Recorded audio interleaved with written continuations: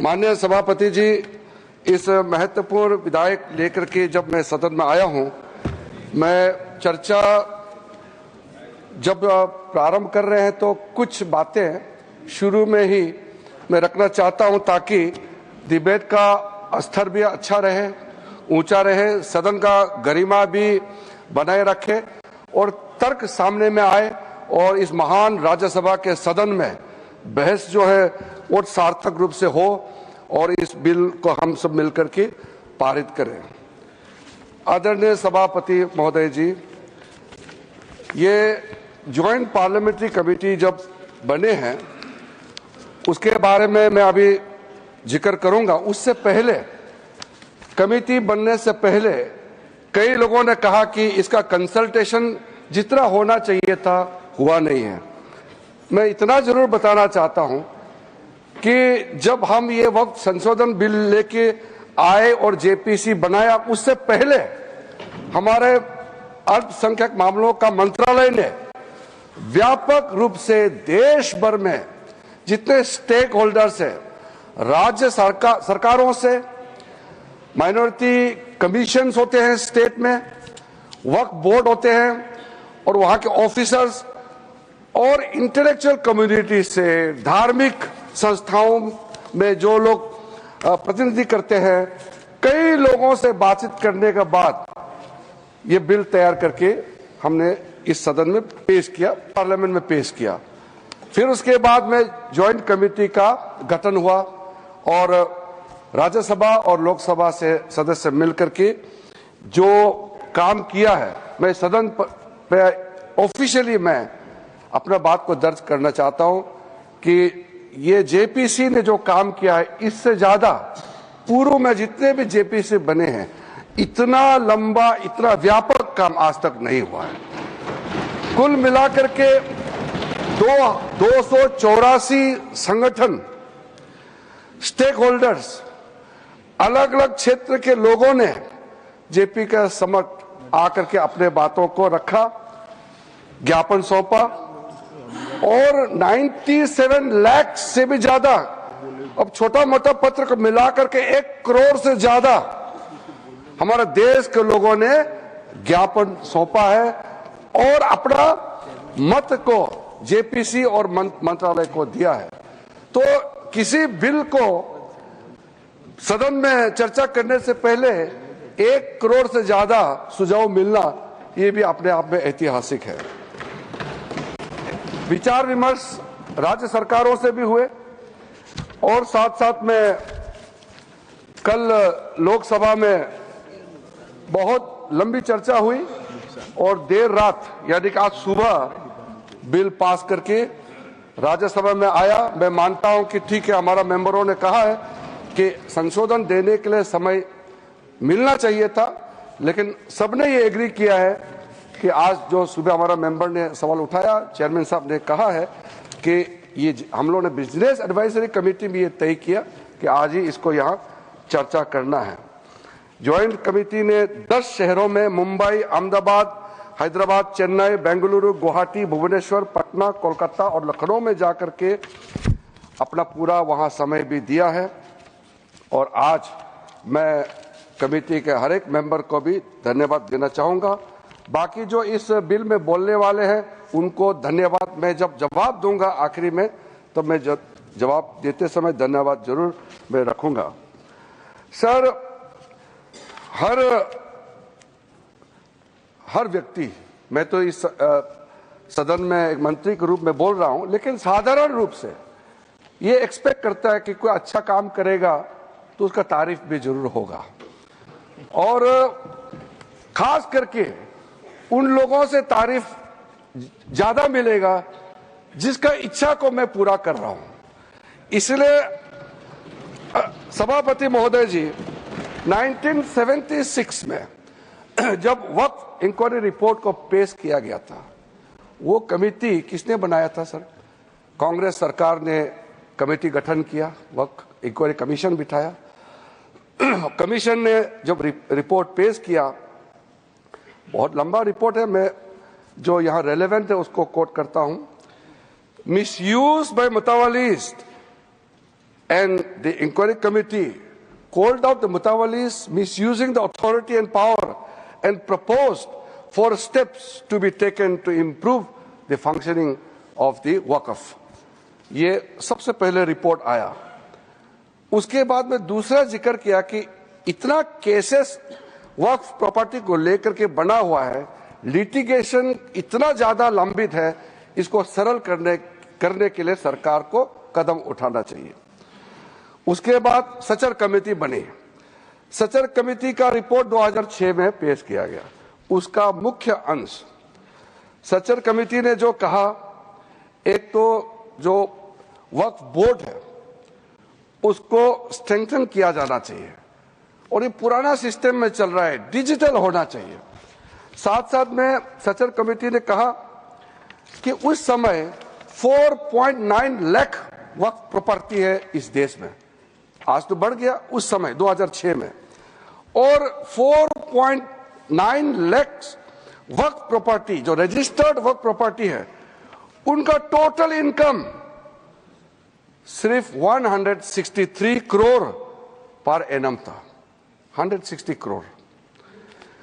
और उसी समय सचर कमेटी में यह भी कहा, टिप्पणी भी किया और सुझाव भी दिया, अगर वो 4.9 लाख प्रॉपर्टी को अगर एफिशिएंटली मैनेज करते उस समय का मार्केट रेट से, तो भी 12,000 करोड़ हर साल इनकम जनरेशन होता।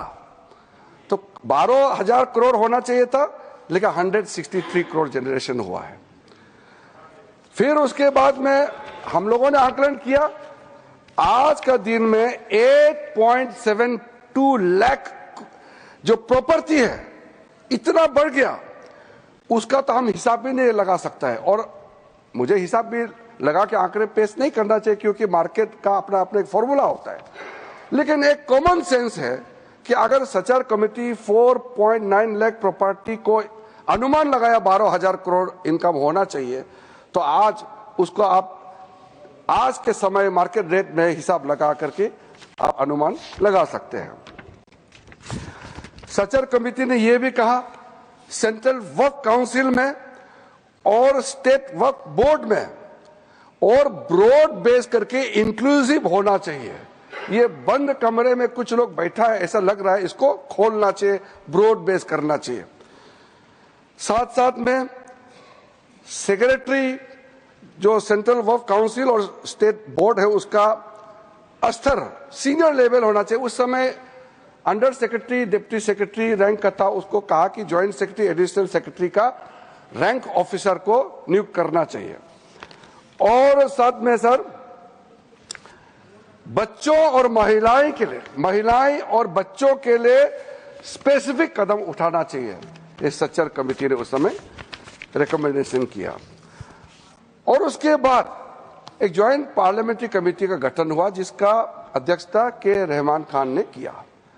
और के रहमान खान जी अल्पसंख्यक मामलों का मंत्री भी रहा है, वरिष्ठ सदस्य थे। उन्होंने फिर पूरे ऑल पार्टी का सदस्य का एक जेपीसी हेड किया, उसमें कई मुद्दे उन्होंने रखे हैं और रेकमेंड किए हैं। मैं मेन वाला को यहाँ पॉइंट आउट करना चाहता हूँ।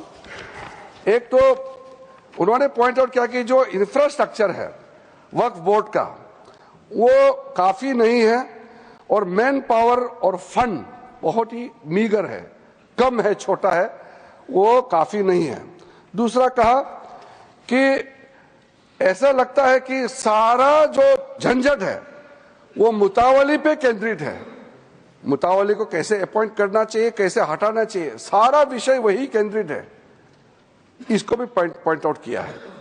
फिर डॉक्यूमेंटेशन के बारे में और सर्वे के बारे में वक्फ प्रॉपर्टी और लीगल जो सेटअप होना चाहिए वक्फ को लेकर के, इसके बारे में भी computerization of Waqf board, central data bank होना चाहिए, इसका भी उस समय का जेपीसी ने कहा। म्यूटेशंस, रेवेन्यू रिकॉर्ड और to adopt sound and acceptable financial and budgetary practices, इसका भी सुझाव दिया। और फिर लीज करने का जो वक्फ प्रॉपर्टी को किस तरीके से लीज होना चाहिए, इसका भी सुझाव दिया है। जितना ये 3 कमेटी रिपोर्ट्स सचर कमेटी को मिलाते हुए जो जो मुख्य रिपोर्ट रिकमेंडेशन किया है, सर मैं आपके माध्यम से सदन को बताना चाहता हूं, वो सारा रिकमेंडेशन रिपोर्ट्स को हम लेकर के आज ये बिल लेकर के, अमेंडमेंट बिल लेकर के इस सदन में आया है। इसलिए ये तीनों कमेटी, ये कांग्रेस सरकार में जो दूसरे और तीसरे कमेटी तो यूपीए सरकार थे, लेकिन शुरू वाला तो प्योर कांग्रेस गवर्नमेंट था। तो मैं मुख्य रूप से कांग्रेस पार्टी को और उसके जो सहयोगी दल है, मैं अपील करना चाहता हूं कि आज जो बड़ा कदम माननीय प्रधानमंत्री जी के नेतृत्व में हमने ये 2025 का वक्फ संशोधन बिल लेके आया है, तो आपका ही सोच विचार को आप जो पूरा नहीं कर पाया, उसको पूरा करने का हिम्मत नरेंद्र मोदी जी सरकार ने लेके आया है, तो आप जरूर समर्थन करना चाहिए। आदरणीय अध्यक्ष महोदय जी, कई लोगों का हमने स्टेटमेंट सुना है, टेलीविजन में भी और कल दूसरे सदन में भी। ये कोई नया कदम तो हम नहीं उठा रहे हैं, इतिहास सबका मालूम है। संक्षेप में 1894 में जो प्रिवी काउंसिल ने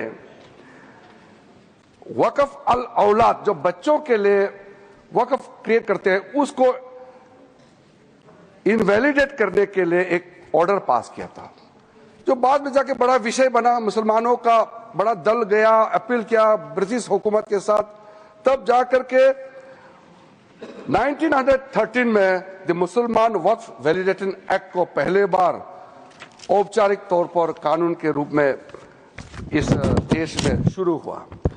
फिर 1923 में मुसलमान वक्फ एक्ट पास किया गया, जो केंद्रित किया है अकाउंटिंग और ट्रांसपेरेंसी को लेकर के। फिर मुसलमान वक्फ वैलिडेटिंग एक्ट 1930 पास हुआ, जो है reinforcing the legal validity of family औकाफ। इस तरीके से शुरुआत हुआ। फिर हमारा देश आजाद हुई। उसके बाद 1954 में वक्फ एक्ट पारित हुआ, जिसमें स्टेट वक्फ बोर्ड्स का गठन का प्रावधान वहां से शुरू हुआ।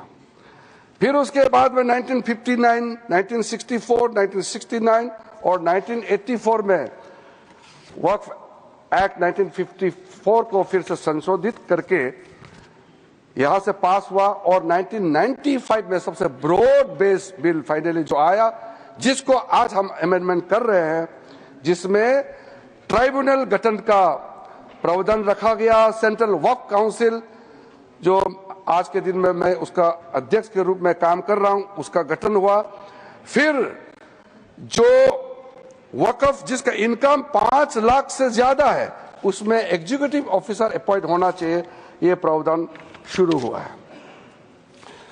अध्यक्ष महोदय जी, ये जब चल रहा था, समस्या तो है, सबको मालूम है, और कमेटी का रिपोर्ट का भी मैंने जिक्र किया, लेकिन ऐसा क्या हुआ जो हमको ये एक मेजर अमेंडमेंट आज लेके आना पड़ा।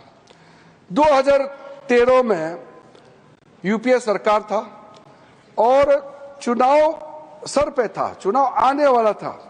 उसमें यूपीए सरकार ने कदम उठाया कि कुछ बदलाव लाना चाहिए। उस समय सर यूपीए सरकार ने जो चेंजेस लाया है, उसको मैं थोड़ा सा कंपेयर करके बताना चाहता हूं। उस समय भी जेपीसी गठन हुआ, आज भी जेपीसी बनी है। फर्क क्या है सर? उस समय का सेलेक्ट कमेटी में 13 मेंबर थे और इस बार के जेपीसी में 31 मेंबर्स। उस समय का सेलेक्ट कमेटी का टोटल सीटिंग हुआ 22 बार, इस बार का जेपीसी का टोटल सीटिंग हुआ है 36। उस समय total delegation, organization, stake holder जो सेलेक्ट कमेटी के सामने में पेशकश हुआ 18 और इस बार 284। उस समय 14 राज्य और केंद्र शासित प्रदेशों से चर्चा हुई, इस बार 25 state board, state government, 5 minority commission और कई विधायक एमपी तो उसका हिसाब ही नहीं है। टोटल मेमोरेंडम रिसीव किया उस समय 32 और इस बार का तो मैंने पहले बता दिया 97,27,772 प्लस अनौपचारिक रूप से हमारा मंत्रालय में भी लाखों की संख्या में हमने रिसीव किया है। उस समय का सेलेक्ट कमेटी कहां विजिट किया? ले, जम्मू, श्रीनगर। उस समय ये तीनों एक ही स्टेट था। ले अभी यूनियन टेरिटरी हो गया, जम्मू, श्रीनगर। और इस बार कहां विजिट किया मैंने आपको नाम पहले ही बता दिया, किस किस शहरों में इस कमेटी ने विजिट किया है।